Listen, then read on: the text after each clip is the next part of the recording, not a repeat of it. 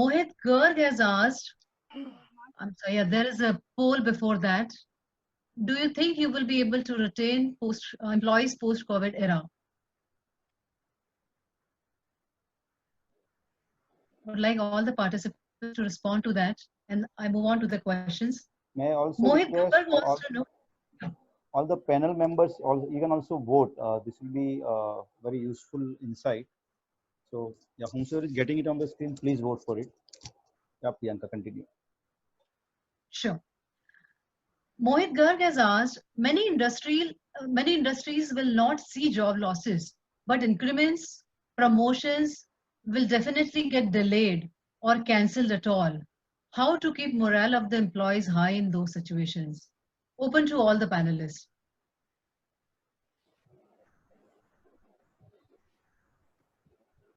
Priyanka, can I take this one? Yes, please. One important thing is, of course, one size does not fit all. So we'll have to see the ability of each of the businesses. But one thing we found very powerful is that, wherever there is a culture of having a proper performance management system and a performance dialogue, we have at least seen that even in this time, in fact, this is the time of when we normally declare our increments, we have ensured that the performance management system is continuously ongoing. Like we have actually told all our departmental heads to see that they are continuing to talk to their reviewees and also complete the process of appraisal. So everyone is clear that the appraisal process is on. The second thing is that whether it will, result in an increment or not. Now that, of course, we have a very clear complement policy which is communicated to everyone, saying that, look, it depends on our ability to pay every year. Because we do a market survey, we understand where we stand, which quartile we are, how do we communicate. So we'll have to really take a call somewhere around the next month or so when we'll actually see the quantum of the increment, or maybe we may even decide not to give an increment. But the process of appraisal itself is a communication tool, and that if you do that, then there is a much better faith amongst people, and also there's a better communication about the future of the company also. Thank you. Thank you, Mr. Sukumar. I would just add to what Sukumaran sir said. He mentioned, yes, the process should go on. A lot of the SMEs and startups that we are working with, they have in fact also taken a poll from within their own employees that they're okay with deferring their increments and variable pays to ensure that the company's cash flow is maintained to survive this particular period, because we don't know how long the situation might prolong. Having said that, the again the most important aspect in this is how well do you communicate, because these are times when there might be some who might lack on the performance side, which is typically, I don't believe in the bell curve, but I'm just saying from just for the sake of people to understand a little easier. The ones on the bottom of the pyramid in terms of performance would always believe that it's because of such unprecedented times right now are we being made scapegoats, and are we being given an indirect message that we're not required. So it's a very, very sensitive period, and I think it all depends upon how well the business owners are able to communicate down right to the last rung. And that takes me back to what Mitesh and both and Hiren and what Sukumaran said, that the lowest rung must be protected, irrespective of how well they performed or not performed, because these times are such. Once you come out of these particular situations, then you'll always have an opportunity to recalibrate their performance and probably have a conversation which is a little more deeper than where we are today. Giving a sense is important, but I don't think it should be harsh on the individual because of how negatively it can be taken from a management standpoint. So especially in SMEs where you're talking of employees right from 10 employees to anywhere between 100 200 employees, even if 10% of your employees are or your team members are on the bottom end of the pyramid, they would spread negatively to at least another 20 to 30%, which can impact in a very, very different way, and which may not augur well when you come out of these situations. Right. Can I add to Nihal's point once? As Neha rightly mentioned, that there's the bottom of the pyramid, people need to be would have a situation wherein they are not being they would take up this particular situation as one of the reasons that we are being treated differently. Hence, a very balanced approach towards all the employee levels has to be taken care of, which I think Shukmaran sir has covered over a period of time. The next question which I'm going to take up is from Rajesh Mandle. He has said, it looks to me that most of the panelists are handling large number of employees, which run in thousands of thousands. I represent SME and having workforce around 100. Our HR is not as strong and as professional as panelists are having. Do you have any specific advice for SMEs? Priyanka, I just mentioned about the SMEs, in fact. So we work with a lot of companies which are from the startup to the SMEs, apart from the large corporates that we work with. And we understand that you do not have the professional expertise on the HR side. And again, I'm not trying to promote myself or my organization, but this is exactly where we come into the picture. We handhold the promoters through the entire employee life cycle. I'm not talking about the COVID-19 situation right now, but that is generally what we provide, because we understand that there is a lot of times when the communication channels between the business owner and the employees is very checkered, and the trust levels may not be as where they need to be. So to help them in sending out an unbiased message, they need professionals like us who have managed people and we understand the psyche of people, right? So that is something, again, I'm not saying that they can't do it. They should communicate. They should be transparent. These are times when you can actually build that entire community of your own organization. And the 7 C's which I mentioned, one is community building. And this first build your internal community within your organization. And this is the opportunity that comes up for you to actually do that. So you might not have an HR person today. You can invest in somebody tomorrow.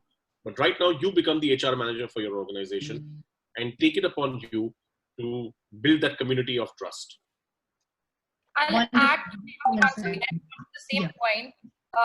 the same point. I'll give you an example about how our clients are actually handling. Most of our clients are into SME sector, and their employee base ranges between 10, 15 to 100, 150 employees. At that particular section, most of the clients have started implementing one aspect, which is being like a normal office. Like if their office starts at 9:30 in the morning, they continue with the same process. So everybody gets into a call in the morning, everybody is connecting, all the employees are together. There are tasks which are defined, which everybody does from the back end. The responsibilities has been segregated. We are part of most of the calls wherein we are addressing the concerns onto how to monitor those tasks, how to improvise on each of the aspects of it. Eventually, initial days were tough. It was difficult because not every SME, number one, does not have, all the SMEs or majorly SMEs do not have an HR structure or which is strong in place. Number two is the SME, in SMEs, your HR person may not be that strong enough or may not be experienced to go ahead and handle this kind of a situation. Hence, mostly if you see in an SME environment, the role of an HR is usually played by the owner himself or herself. All right. As I keep on saying this again and again, that sales is like the father of the organization and HR is like the mother in the organization. And it's the time to hold your kids through and walk them through this particular phase, step by step, motivating them, guiding them, training them, and ensuring that they are there with you during this journey. Because it is not that only the employers are facing challenges, it's also the employees who are facing challenges. Now, it's about walking this path together and not about one superseding the other one. So hence, most of the clients that we have started as a process is that practice as a normal day at work. Probably you will not be working 100% of the day, but you will definitely be working at least 50% of the day. So your engagement will be there, and at the same time, there will be the people will be occupied with different tasks. Plus, as it is usually said that empty brains is devil's workshop, that is definitely not going to happen, and people will be occupied doing a lot of good work. Thank you, Tanima. I think it's very, very useful for the SME business owners that they start thinking like HR and start putting practices in place. And being a mother, I think that is just a perfect example of how to deal with the situation. I would like to, I think, since we are running short of time, so probably this would be the last question which I'm going to take up. There is a question on YouTube from Monica Kothari, which has come to me. How the entire COVID thing is going to affect business processes and business outsourcing. Will businesses encourage work from home in future after a post-COVID era, and whether it can reduce office costs? I think very interesting because employers are doing it right now, but will they continue doing it in the future? And I understand she has joined us from USA. So Printro has truly, become international and reached out to wonderful audience all across. I can give a very short response to this, Priyanka. Yeah. Yes, in the new order, work from home could be definitely an option which companies will look at, and actually the cost rationalization will take place from a real estate, administrative perspective, infrastructure perspective. It's there to stay. It will largely be limited, in my humble opinion, to the non-core functions of the business, which do not require physical presence in the office. Again, I'm not saying that they will not be required to come to office at all, but on a daily basis, they might not be required. And I think, yes, therefore, real estate space real estate costs and other costs ancillary to the office will definitely be a saving for many. Just to add here very quickly, Yeah. I think the thought process here is that this is nothing new. I think work from home option always existed. There were functions who could always work from home. It's just that with our legacy thinking, we never looked at these options. I mean, for us, working days has to be in office and people have to be together. Now these fundamental questions will be asked and answered in a way where, like, we have a huge team, 350 people in tech and product. Now, at least half of them can actually work on projects from their home and connect remotely as well. I mean, our tech team is spread across Bangalore, Singapore, and UAE. So for them, it doesn't matter whether they're working from home or they are working in office. Another variation to this is that there may be shared office spaces or co-working spaces which may come into more impact now, where people will go for temporary offices and work from those offices and balance it between home office and the satellite offices. So I think a lot of these lateral thinking will make way for logical and forward thinking, where basic questions will be asked and will reflect the economy. Just adding to that, very small point that it's not only about this. There's a bunch of behavioral changes that have happened during this period, and we need to see many of them actually could be opportunities rather than challenges. And they're going. Many of these behavioral changes actually will leave a permanent mark. They'll be around even beyond all of this. So it's not only this. There are so many different things we can just note down as we go along our regular day. Right. So I would